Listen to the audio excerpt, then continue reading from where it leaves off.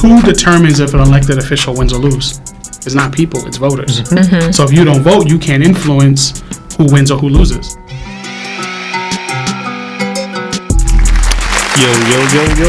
Hello. What's up, co-workers? What's up, co-workers? And what's up, outsiders?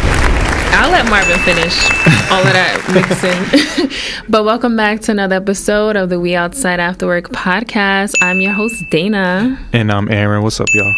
And we are joined by the executive director of the New Jersey Black Empowerment Coalition, Tomas. Thank you. So welcome, Tomas. Hey, what's going on? How y'all doing? Thank you for having me. Yes, thank you for coming on. No doubt. Really appreciate it. I'm looking forward to the convo. Yeah, this is going to be fun. Okay, so before we get into his background, because y'all probably thinking, like, what does that mean? We're going to do hot takes just to break the ice. All right, let me start. Go ahead. Because I got a little political question. You know, we like politics. You know, politics are always fun. It gets the conversations going. It gets the people divided sometimes. So definitely sometimes. I have a hot takes question of there shouldn't be a 2-term limit for presidents. For me, I think there should be 2 terms. I do think there should be limits in terms of who is in office, because what it does do is create a sense of dictatorship. Mm-hmm. If you have someone that can stay on for a long period of time. You know, one can make an argument that by having more time in office, you can put your policies in place and see them be implemented. Right. But I do think term limits, exist, and I think they're important because ultimately, a party, if they still are in office, then those policies will be able to manifest itself. Can I put some pressure on you real quick? No, you bet. How come we have that mentality for the president but not for the Congress? Because they don't have term limits. Hey, that's real talk, and I think that's something that we should think about in terms of term limits, in terms of the legislative branch as along with the executive branch. But I probably think, from my understanding, there's a bit of that checks and balance, right, in terms of being able to say, well, the legislative branch, the work that they do is somewhat different than the executive branch, and thus we need that consistency. Got it. Okay. But, I think there's a conversation in that, and I know there are organizations that are interested in thinking about term limits on the legislative side because it's the same thing. If you don't have new faces, if you don't have new voices, then it's harder to create change because the same people that stay in office, there's a sense of comfort, there's a sense of, well, no one's really going to force me out, so I can just kind of ride the wave and not really implement as many things because I can ride the wave and know that I'm not going to lose a job. So I do think there is, I think there's a value in that, but I think ultimately that's something that the citizens have to demand of the legislators, right? No one's going to give up their job. And what you think, Dana? I think there should be a term limit for presidency. And like Thomas said, like for the legislative piece, I always wondered why they don't have terms. Like I always thought that was kind of weird because someone could be in a seat for like their whole life, right, and retire, and they'll be about like 70 or 80 years old still in those positions. And I'm not like being ageist, but like you said, we want to see like new faces. We want to see some younger people that are relatable for us and like the changes that we want, especially the next generations. So I think that would be helpful. And here I am to be the contrarian. I'm going to disagree, and I say it shouldn't be term limits because if this is what the people want in a democracy, that's what the people should get, right? Isn't that the point of a democracy, for us to have the leader that we want? If we all agree that George Washington should be president for another 4 years, he should be. FDR, if he wasn't on his last legs, he probably would have continued to be president post-World War II, right? So it's like small things like that is very important to the people of a democracy. And you see it with the Congress. It's a reason that the new blood isn't intercepting those seats, because they aren't intercepting those seats. But right? I think it like then the lines are blurred for like dictatorship and a democracy, because let's say there's someone who, for example, Trump, right? Like he does have a huge following, and if like there was no term limit and all of his people kept voting him in or wanting him, who knows how long he'd be president as for. long as his people are voting him in. That's the thing, it's the people. If the majority is the people that are voting them in, it is what it is. Now, what we need to do is we need to find better leaders who can give the opposing view so they can rise up. And that's what we would need in a situation where we don't have two-term limit. But shout out to George Washington for establishing the premise, because he didn't technically establish that it was 2 terms. They didn't establish that till FDR, right? If I'm not mistaken. So well, there's also 3, right? Not for president. It's 2 terms. Okay. So it was good to see that from that initial presidential seat that he made a concerted effort to really, I gotta give room for y'all to miss me when I'm going, like they said in the Hamilton song. That's one of my favorite musicals. No doubt. But to your point, I think one of the things we got to think about is that sense of the people in charge of the process, right? Because I think that's the thing that we fail to realize, is that it's our government, it's our constitution, it's our Bill of Rights. We as citizens shape that, right? For instance, when you think about marijuana, that was passed a lot of times on a ballot measure, which means the citizens get to determine if marijuana should be legal. You look at the minimum wage. New Jersey is about $15, and Pennsylvania $7.25. That's not always done by the legislative side. That low? Is that low? Jesus. Sometimes those things are done.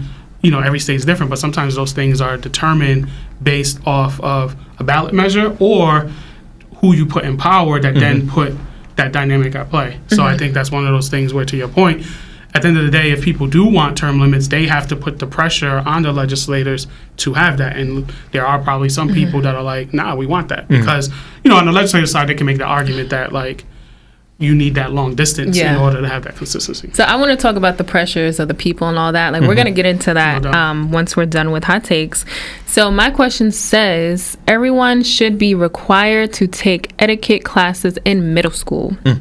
I agree, because I feel like those are the essential things you should know as, like, just a person, is how to cook, how to eat right, how to, what is it? Is it washing clothes and stuff? Setting tables. Oh, setting tables. I'm thinking of like home ec.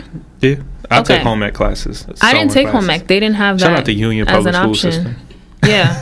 No, they had wood shop. Okay. Yeah. And, I had wood shop too. Wood shop. Okay. Yeah, but I think it should be required at a young age. What about you, Thomas? Yeah, I think so. I think, when I think about etiquette, I was thinking about it from the standpoint of, like, like when you're at dinner and knowing what the salad fork is. Yeah. And how you act at a dinner and things like that. I think those are things and that a certain important. glass. Yeah, exactly. I think because those things are important when you think about young people, if their goal is to work a job that's going to put you in spaces where you have to be at those fancy dinners or you're at a golf outing, you got to be in those spaces that because most meetings, like especially the higher you go in corporate, like most of these decisions are made like outside of the office, right? Definitely. Like you're going to different events, you're going to dinners, and just being around different people and different caliber of people, like they do look at that. Like you may not think no one's noticing, but they literally, especially being like a minority, like they're looking. Now I do think that shouldn't be a thing. I do think that is a passive form of racism. It shouldn't be a thing, but it is a thing. Which shouldn't be. It is a passive form of racism, in my opinion. But I also do think having etiquette classes and having a standard of living for, especially us as Black people, is very, very important. I don't need to do it for anybody's pacification. Like, I don't need y'all to feel good. I think it's just prim and proper for us as a people to have a standard of going about our business, right? When you see uplifting, positive Black people, especially Black men in America, we need to know how to treat women. We need to know how to dress a certain way. I was going to say how to dress, yep. And even though I do disagree with certain people in terms of how they feel about the way urban youth might dress, I do think that it's a good thing for adults in place to give them the game. Yeah, that reminds me the last episode when DP was talking about like tying a tie and how he didn't know how to do that in high school, only because like his household didn't have like a father figure like there to teach him. So if etiquette classes included how to tie a tie, like how many how many people would that help, like young men would that help of how to tie a tie? So yeah, there's a little bit of that embarrassment, right? Like if you don't have that information, then you may not feel comfortable in bringing that up. But if it's already involved, then it allows you to not have to be embarrassed and still get that experience. I'd be curious though, when you think about the racism piece, I can see that argument, but I think the question I have is it racism because etiquette's being rooted in quote unquote white supremacy in terms of how you should be defined, or is etiquette just etiquette in terms of like standard versus in terms of how people may universally think about etiquette, not necessarily rooted in like you need to be presentable to white people. The way I see it is, and I talked about this last episode with DP also, is conformity from a Eurocentric, westernized perspective. If that's what our standard is, it's racist. Because it's not rooted in my belief of what the standard is, what proper is. So if we grow up in Nigeria and we wear certain type of textures, you can't then tell me in America that, oh, you look wild. I think it could be both, right? Because we just said how like just being black and like how to just know how to do that for our culture. And I'm talking about like Black Americans who like we don't necessarily come directly from Africa, like we have generations here. So just us knowing proper etiquette without like I'm not even talking about like how it looks to like other people, like Caucasians. I'm just saying for us as a whole, just for us to measure up and if not be better, why not have that etiquette class? Yeah, I think that's the thing I was thinking about in terms of like, is it etiquette because of performing for white folks, or is it etiquette because these are the standards that exist? So to your point, in Nigeria, if this is like the standard, then that's the standard in the country that you're in versus like, oh, we're performing for someone else. Well, we are performing for somebody else at the moment, and we performing for our people. And we got a special man in the building today, Thomas. You represent the NJBEC, the New Jersey. Hold on, Dana, say it again for me. Black Empowerment Coalition, correct? Yes. All right, I'm good with it. Tell us more about the Black Empowerment Coalition and what you do for the communities. No, definitely. So the organization, we are at the intersection of policy, democracy, and voter empowerment. So it's a 501c3 nonprofit. Our work is to talk about civic education. How do we ensure that democracy is one that is inclusive? How do we think about active citizenship, making sure that we as citizens are involved in the process? And that process means voting. That process means accountability, everything related to democracy. I think the point that we talked about earlier, right? We as citizens determine what happens in our government. These elected officials, they work for us, because they represent us, but they technically work for us. But if we're not involved in the process, then we give them freedom to do what they see fit, because to a certain extent, they're involved to represent us. But if we're not holding them accountable, then they decide, well, we're going to just, like, they're going to look at it and say, well, they entrusted me to vote on their behalf, but they're not really checking for me, so I'm just going to do whatever I want to do. Okay, so I have a question just about the elected officials. So it is supposed to be that we vote them in, right? Yeah. But what happens when these elected officials who are, they have like these campaigns and stuff, like they're getting funds from bigger corporations, right? Because the corporations kind of want to push them in and actually have them in place and in those seats. Then it's like, well, does our vote actually matter if they're getting funded from these bigger companies? And now it's like, okay, what we want isn't actually pushed now. Well, I think in that example, there's a lot of different stakeholders at play, and it depends on the elected official to kind of determine how do they manage all these different relationships. There are some, for instance, I know Jamal Bowman in New York, he's been really pushing for the fact that he doesn't receive money from corporate interests. So that's his argument, and folks that are like him in saying, I'm not going to be quote unquote beholden to those those corporate interests, because like you. And it makes it more trustful. Yeah, that's the argument that they're making, that essentially like my vote in the way that I think will always be guided on the principles that I have and things like that. And then that's up to the citizens to kind of make that determination if it's true or not, right? But there are some that do rely on the corporate support, because at the end of the day, these are all the stakeholders that are involved. There's individuals, there's corporations, there's lobbyists, there's all these people that are in the process trying to convey or trying to pivot these elected officials one way or another. And ultimately, elected officials, they have to determine who do they kind of listen to. And in some cases, they may make the argument that they listen to some corporation in one hand, and then another policy issue, they may listen to the people. So it really and just to add to that, I know we'll have like voters who they'll support a candidate, but they don't actually donate to their campaign. So I think that plays a part in it as well, right? As to like why they have to take these donations from bigger corporations, because like they don't have the financial like backing from the people who are actually trying to vote them in. So I think it's important to vote in. And I think that's actually a good point to bring up, that sometimes the challenges, particularly when you look at Black elected officials, they don't always garner funding as much to really support their campaign. So they may be more inclined to think of donations from corporations or from other stakeholders that are able to provide the money. And part of the argument is they're trying to exist, they're trying to win, and if they need to win, they may have to leverage all that's out there if they can't get the dollars from everyday citizens. And part of that we know can be challenging because everyday citizens may not always have that disposable income to support campaigns. But I think that's where, even if you don't have the dollars, you have to show your value through your vote. Because one could be rich, one could be poor, but a vote's a vote's a vote. And there are instances where a candidate who did not raise as much money still won a race. So how do you, as a coalition, get information to the people? Because a lot of people, we find our information on social media, we find our information on the news channels, and some of it can be biased. Obviously, you are in a position where you're giving unbiased information to assist the voting populace. How do you come up with that planning and information for the people? Yeah, so I think one is knowing who are some of the stakeholders that exist in New Jersey, particularly those organizations that are advocating for racial justice. The work that we do, there are 7 policy pillars that we focus on: education, economics, healthcare, housing, criminal justice, environmental justice, and open and fair democracy. So with that, while those are some broad categories, we then identify organizations that have been championing those causes.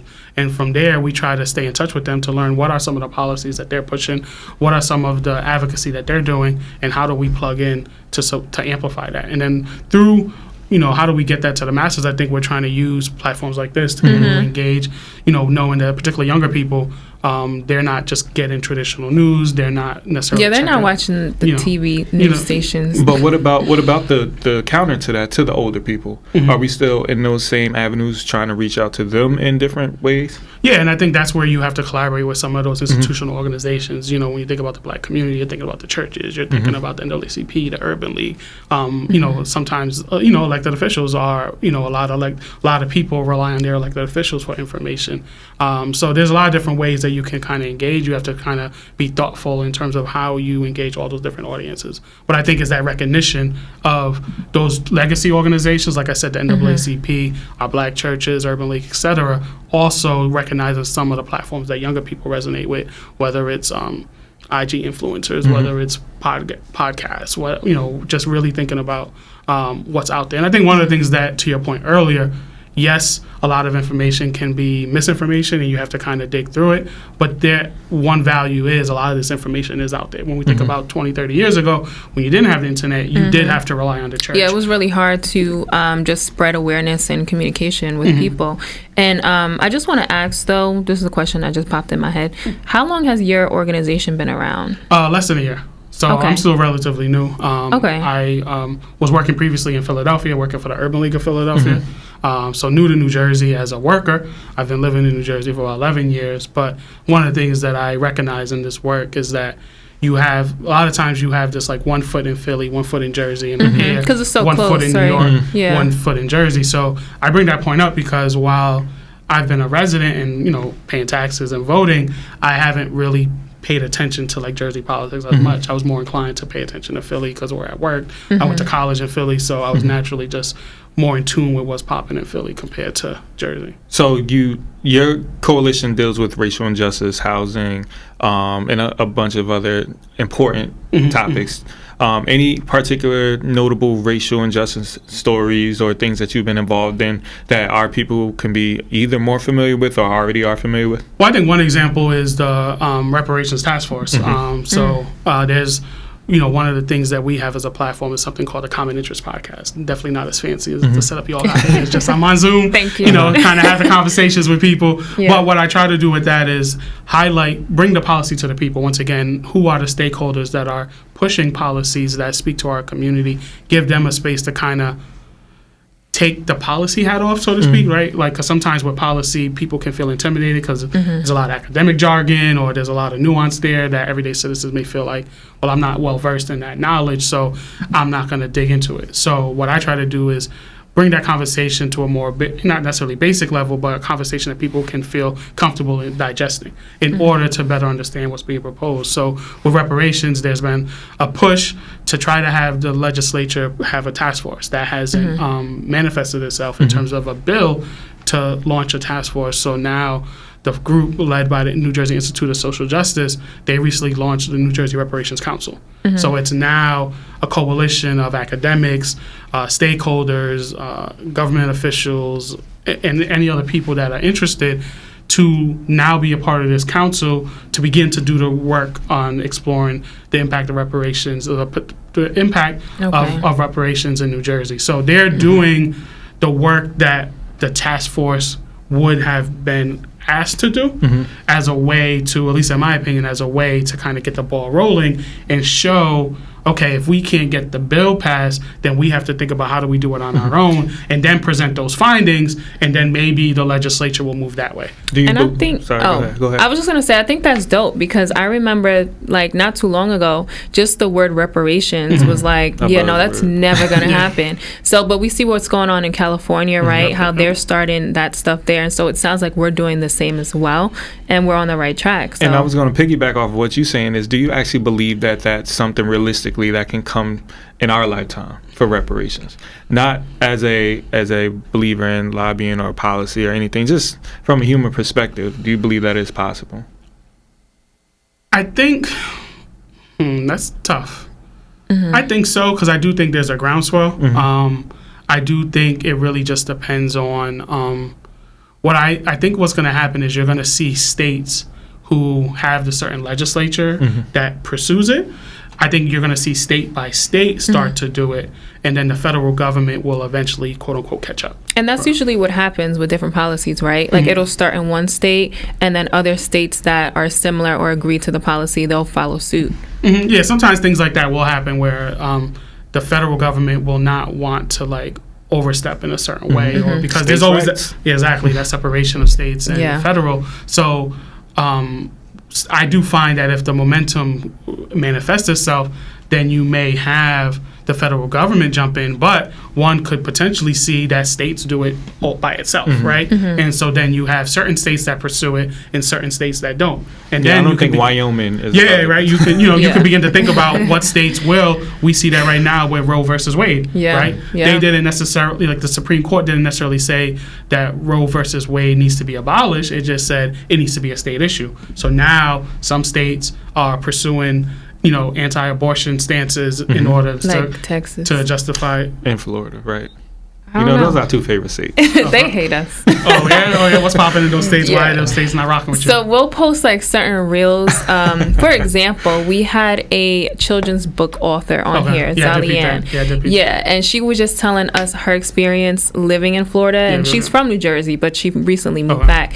And just the whole like banning certain books thing, like she didn't want her kids to be a part of that school system because of that. So we made a reel highlighting that, and literally we probably had like over 50 comments of, I feel like they lived in Florida, like people commenting and saying, no, that's not true. They live in the part of the Florida without the water though. Like with all the Everglades, they living with the alligators. Oh, the swampland. Yeah, we don't like that. But you mentioned the Zoom calls that you have. Are these like frequent Zoom calls for the coalition, or how often? Yeah, so we've been hosting them probably once every 2 weeks or so, and then we'll post them on Instagram, post them on our YouTube page, so that folks can kind of get to that. So that's where part of our work, once again, is that. And who's usually on the Zoom meetings? Well, it'll be myself, and then it'll be also that policy person. So in another example, we had someone to come and talk about maternal health. And kind of talk about how when Black women are being impacted by some of the injustices within healthcare.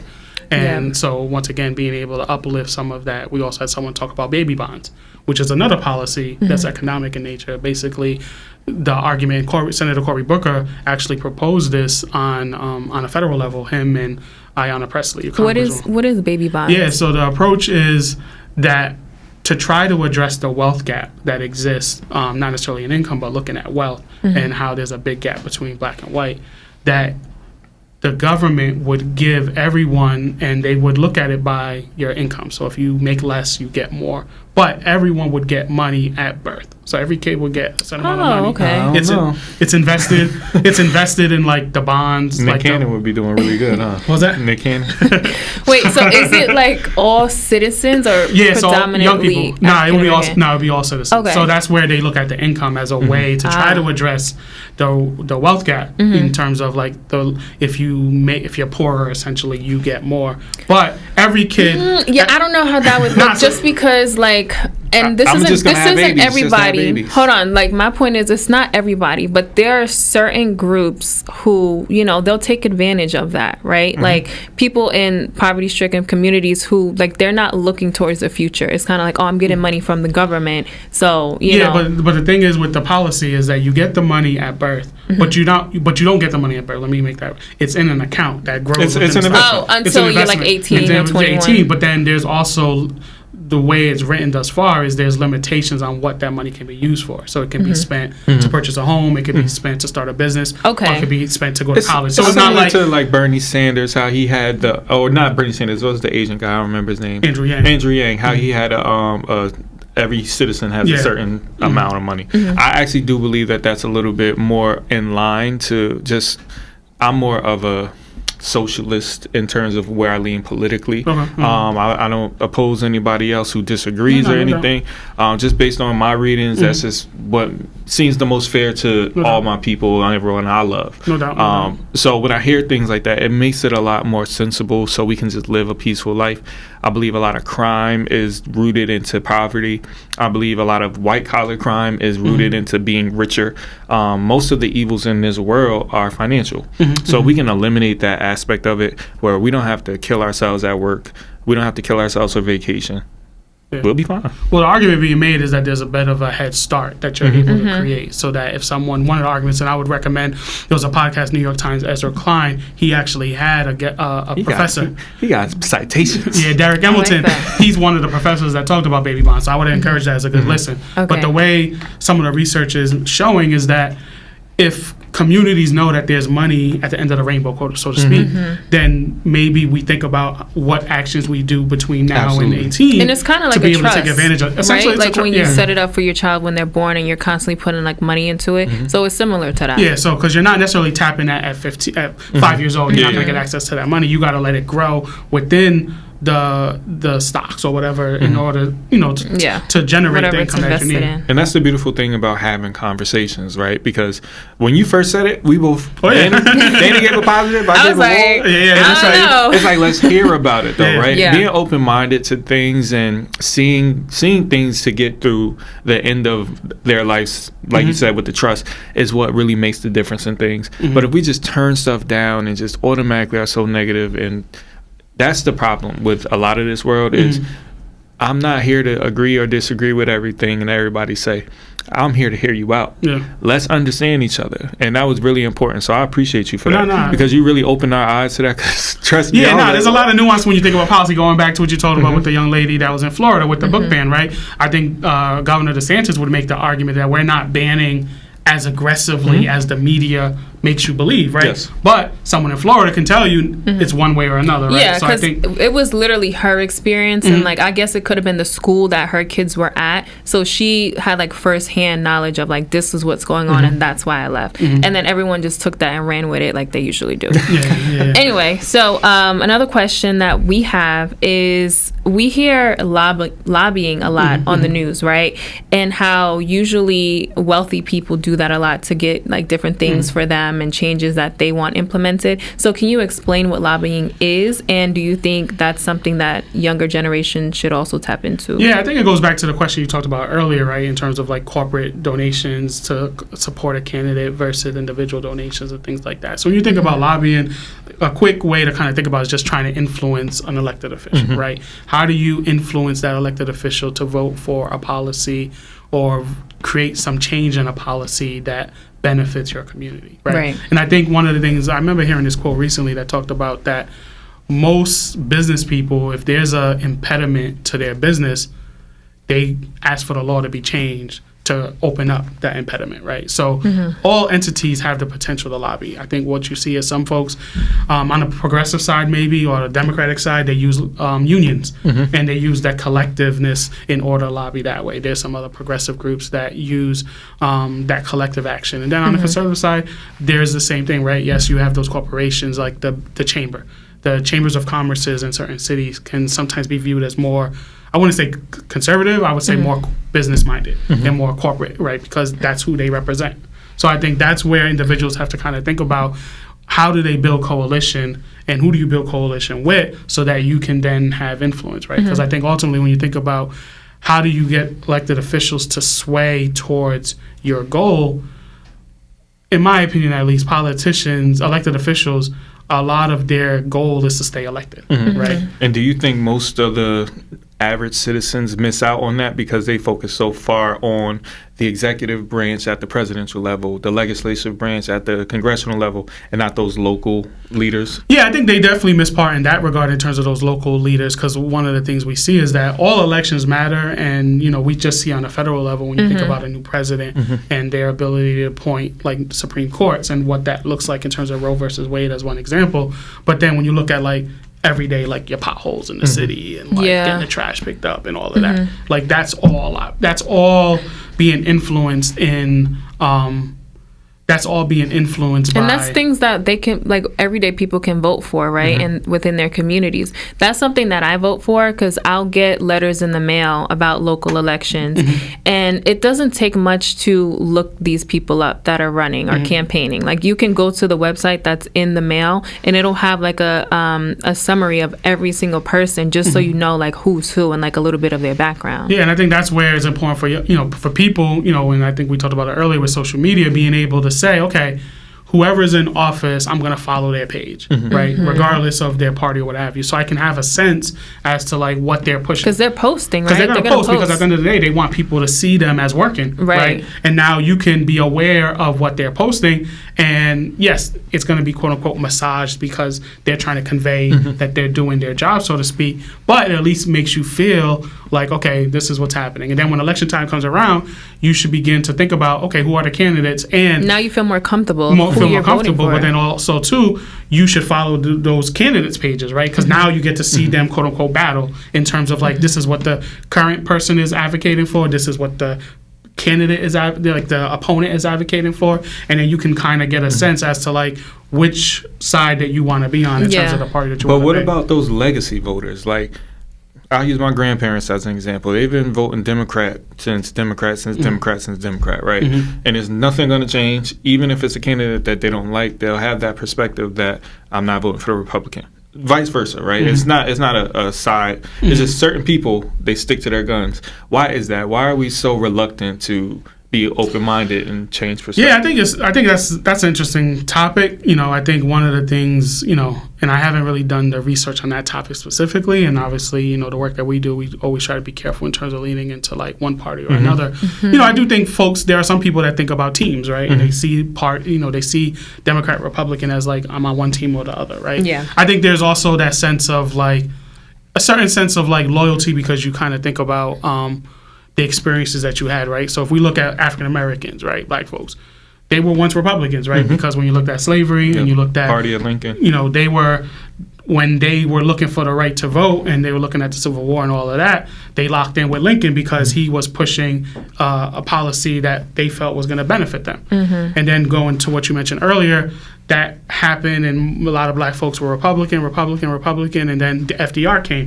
Great switch. And then they had the switch in that regard, because you had the recession, and then you had all this investment, and a lot of folks started to realize, like, okay, it looks like Democrats are starting to make policies that speak on our behalf, so they're slowly starting to switch. And then Lyndon B. Johnson came with the Civil Rights Act in the 1960s, and that's where you saw the big switch, right? Yeah, I was going to say, because my grandma, too, like, she's always voted one side of the party, and she was born in 1948, and she grew up in the 60s. Really? Yeah, that's crazy. Oh, that is crazy.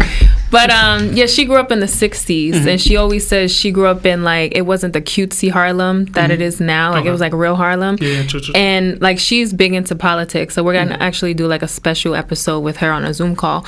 But yeah, she watches the news a lot. Like, she doesn't watch Fox News that much because they are biased. But like, she's so loyal to her party because, like, she does follow like different things that they got going on, different policies and changes that she usually can relate more to, especially when it comes to healthcare, because healthcare for elderly people sucks in this country. So she just feels like Democratic is just the way to go. Yeah, and I think that's, so some of it is structural, right? Because when you think that there's a term, open primaries versus closed primaries. In certain states, you have closed primary. Jersey, I think, Jersey is one of those. So what does that mean? You have to, in the primary election, when you're trying to figure out who's the best Democrat to go against, who's the best Republican versus who's the best independent. The primary is where you determine who's the best Democrat. And the rules state that you have to state that you're a Democrat in order to vote in that primary and election. actually during like your driver's license. Exactly. Yeah. Right. Because the logic, I guess, the logic that I think one would make is you should be it shouldn't be other people figuring out who's the best on my squad. Right. It should be done internally amongst those that are willing to say that they're Democrat and vice versa, Republican as well. And then, of course, when you get to general election, you can vote for whoever you want. Yeah. So I do think there's some structural things there that tell people they need to think about who they vote for. I mean, what party they align to. Right. But I do think also, too, I do think there's a sense of like comfort in knowing like I'm on one side or the other as they kind of determine which policies will help our community. And, a lot of it is really tough because there's a lot of different issues and it isn't always going to be a one issue voter. Sometimes you just kind of have to look at all these different policies and kind of think about the frequency. Like a perfect example, the economy is always something that people say, oh, we care about the economy, that's top of mind. But then when you actually looked at this most recent election, what really made people go out was abortion. So even though everyone says the economy, it was actually abortion, at least according to some of the exit polls, that like made people go out. Right. So then there's all these different issues. Some issues are higher than some in priority. Some are lower in priority. And I think, these, as individuals, we kind of have to analyze which ones we care about the most and then make the determination on which party we're going to vote for. And I think that's part of the structural issue that some younger people have I was just when it comes. I got you. to voting. We think that. Because voting isn't pretty. Like it comes off. I have friends who literally like don't vote just because they feel like it's not important. Doesn't matter. Yeah. Now, for somebody like me who I was always like, since I was 7 years old, I didn't believe in the concept. More so because I don't trust my peers, right? Okay, I think populace of 250 million Americans, not including the children, I don't necessarily trust them to make decisions. That's why I lean more socialist, right? Whereas other people, they just don't think that votes matter. What would you tell them? No, votes matter because at the end of the day, the process is voting, right? Let's think about the equation. One of the things we always talk about is politicians care about black voters, not black people. So what do we mean by that, right? Because who determines if an elected official wins or loses? It's not people, it's voters. So if you don't vote, you can't influence who wins or who loses.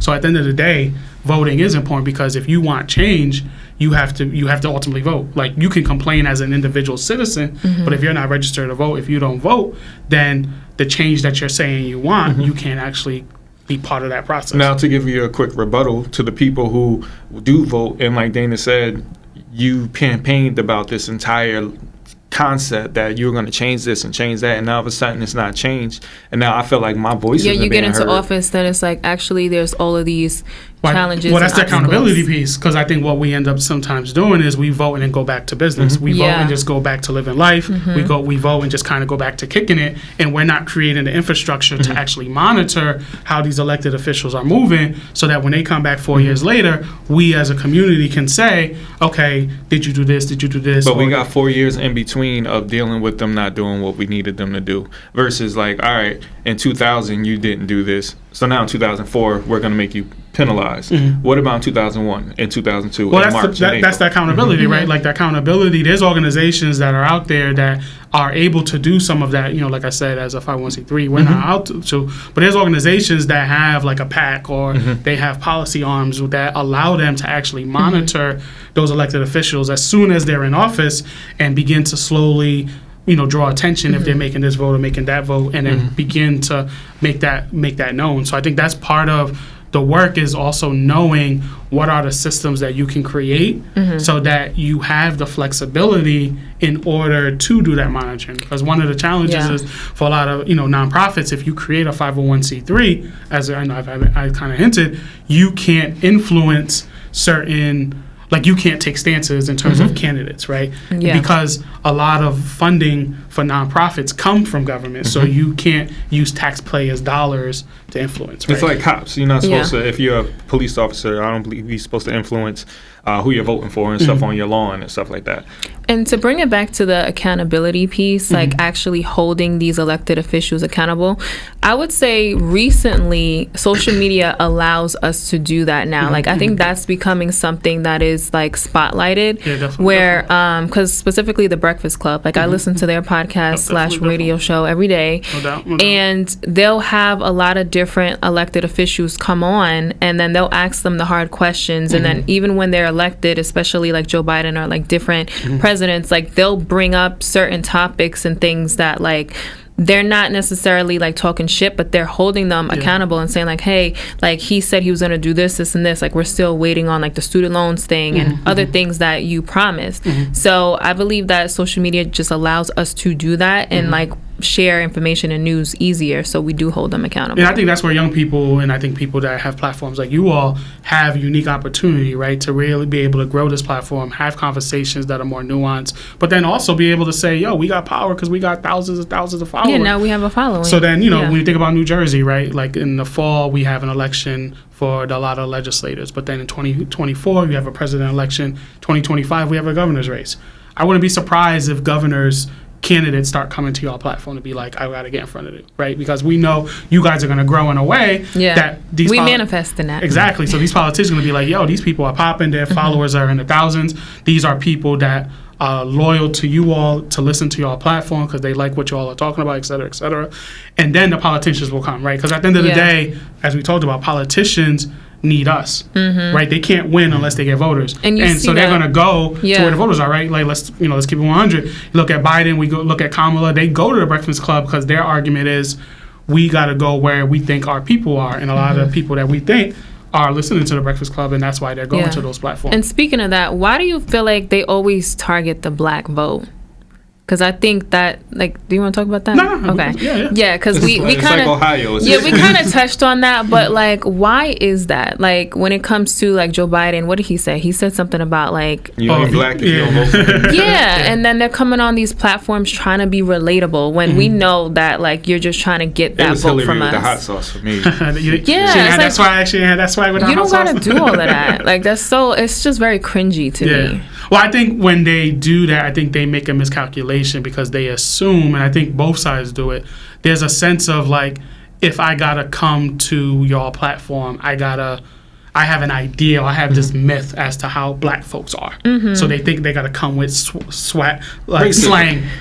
So they think it's like passive, Yeah, they think they have to present. Yeah, they leverage stereotypes that they think will matter, right? So now going back to the original question, right? Why is it they may focus on the black vote? Because I think they recognize that black votes and black people, when they do vote, can make or break. Yeah, we come out in like droves when we really want to, because that's what happened with Obama. Yeah, when you look at Obama, there was like politics. There's the art and the science, right? The art is the message. The art is the campaign, but the science is the actual numbers, right? How did Obama win? Obama surprised the algorithms, so to speak. When you think about these politicians and elected officials and campaigns, they know I don't want to say they know 100%, but they make an estimated guess as to, we know what the turnout is going to look like because we follow the voter turnout and the trends. And from past histories, yep. And then we figure out, okay, this is where we think turnout is going to look. How did Obama win? Because he ended up inspiring a whole bunch of folks. He was an anomaly, right? You know, like, primarily, didn't expect that. you know, that he messed up the algorithms in terms of turnout. Now let's keep it 100. He Trump messed up the algorithm beyond that too. And Trump did the same thing. Okay, Trump did the same thing on the flip, right? Because a lot of folks didn't anticipate that Trump would get a lot of his voters, but he galvanized a bunch of folks that didn't typically vote, and then he was able to win as well. And now, so then that's something where, for a lot of these politicians, they know that, once again, they look at the science, they know where their voters are, and they know those voters are consistent. It's the age of influence. Unfortunately for African Americans, they can look at the data and they can see that we're not voting as consistent. So we have that third choice of, I ain't voting at all, I'm going to stay home. So there is that sense of going to communities that, if they feel galvanized, will come out and vote. But I think to the point is, how do you do it? Do you do it in a way that's authentic? Do you do it in a way... It's usually not authentic. It's, it's like weird to me. Well, I think that's where... and I think that's where, you know, it's a little bit, you know, because you have the candidate, they'll go on the platform and they'll present themselves. But then you have the campaign, they go to the churches, they go to some of the places. And I think that's more authentic. Like, and they, actually you know, going and they're having those conversations, right? And I think, you know, and once again, they do it on both sides, right? I think President Trump, he leaned into, and they didn't always promote it, but he leaned into the fact that, oh, if we speak to some black men, we might be able to get a certain percentage that are away. Now, if you look at the numbers, large number of African American men voted for Democrats, right? But there was a number that they may have felt was significant enough that by being very targeted and doing some messaging that is very specific to that audience, their calculation was, we might be able to get some of them to rock with us. And that's how it happened with the women. Like, white women were essentially the swing for Trump in 2016 and Biden in 2020, right? Because that's that buffer. So if I know I got a buffer of who I can target, then that's where I'm going to kind of put a little bit more of my focus on, especially with like abortion as an issue. And we talked about those topics, those single issue things. Another thing of why I don't trust people. Like, I do not trust people because I'm going to vote this way because this is all I care about. When we have a world of issues, we got candidates that don't really care about 99% of the things that matter to us. But if that 1% matters to 51% of the population, now we got a new leader. Yeah, but I think that's where politics, and I think this is where it can be frustrating. But this is part of the process. Right. Politics is a lot of compromise, one. And then two, for the advocacy and the advocacy organizations, well, you said that from the soul. When you said right, that. You felt that. That sounded like a previous podcast episode that I missed. We talk about compromising, right? But, you know, even when we think about advocacy organizations, you can have a situation when advocacy organizations come together on this issue, and then you have to form a whole new coalition to tackle a whole nother issue. Because at the end of the day, it isn't as clean as like, advocacy organizations, we rocking 10 toes down on all these issues, because some of these advocacy organizations have different priorities. So ultimately, you end up creating, you know, strange bedfellows, for lack of a better word. Yeah, and speaking of coalitions, I'm actually in one. Okay. So they do have different committees, and public policy is one of them. What's the coalition called, Dana? It's called the National Coalition of 100 Black Women, Central Jersey. Yeah, now they're active group. They're super active. And I think it is great, though, that there are coalitions that different people can be a part of. So I think it's important just to look those up and find ones that you feel like are most relatable to like things that you want to be a part of in your community. But we are Can people join your coalition? Yeah, so we don't have necessarily that structure in terms of like a membership organization. Okay. We have different audiences that we've tried to target, I think, in terms of bringing them into the work that we do. The Divine Nine organizations, the civic organizations, that's one platform. Also young people, that's another platform that we try to target. Because these are, like, for instance, when you talk about the National Coalition of 100 Black Women, your Divine Nine organizations, we do this work for free because we're passionate about the work. Right. And because we do it for free and we're volunteers when we're in those organizations, I'm a fraternity, so I kind of have that same knowledge. There's that sense of we can only do so much. Right. And so if we as a nonprofit, and my job is to try to communicate these policies, if I can help make that job easier for organizations like yours, then you feel, okay, we can be more Now we're involved. doing more like collaborative events and stuff Now, like knowing that. that many organizations are well in tune, but I think this is where it speaks to what are younger people doing in terms of, do they plug into organizations like yours, or do they create their own, right? And I think that's what we do see. Some younger people are creating their own platforms in order to kind of engage. I agree. Okay. So we are getting to the end, No but doubt. we usually ask our guests, what does the outside look like to them this summer? So we're not going to ask you that. Nah, what you mean? What you mean by that? Let's go there. Because we wanted to just like have it towards your organization. Nah, so let's talk about, I think what we want to do, I think part of the work that we want to do is we want to make democracy a vibe. Yeah. So what do we mean by that? We want, the work that we're focused on is like, how do we as a community, how do we as young people recognize that, like, we could turn up, we can do brunch, and we can be engaged in what's happening, right? Because I think there is this sense of like, you do one or the other. You have to be super serious. And like you either super serious, exactly, Yeah. or you're focused on the turn up, you're focused on getting the bag, you're focused on, Bringing hot sauce to the. maybe not just that, but there's a balance, There's right? a balance, right? Because I think at the end of the day, we have to remember that, one, as Black folks, we control culture, right? At least Of course. that's my argument. We do. How do we leverage that culture to think about government and think about being involved in terms of determining the politics, right? So, like, if you're an IG influencer, you got 100,000 followers. You might be doing that to get a Fashion Nova bag, right? But you could also be getting a political bag from the fact that you have all these followers, because if they see you as a trusted voice to promote Fashion Nova, they could also see you as a trusted voice to determine who should be the candidate, right? And I think that goes back to like how we can leverage social media to start to think about politics and policy in order to get these elected officials to move in our direction, because ultimately for people that are using these platforms, they will move in your direction if they feel that your direction is powerful enough to help them win. Awesome. And I think that's why we had to think That's about true. it from that point. Yeah, I like that. Dana, you got anything?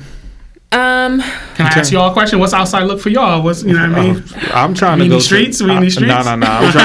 I'm trying to go to some more like organizational things. Okay, I've been trying to do like an etiquette. It's crazy. We started this thing, Black men with Black That's children. right.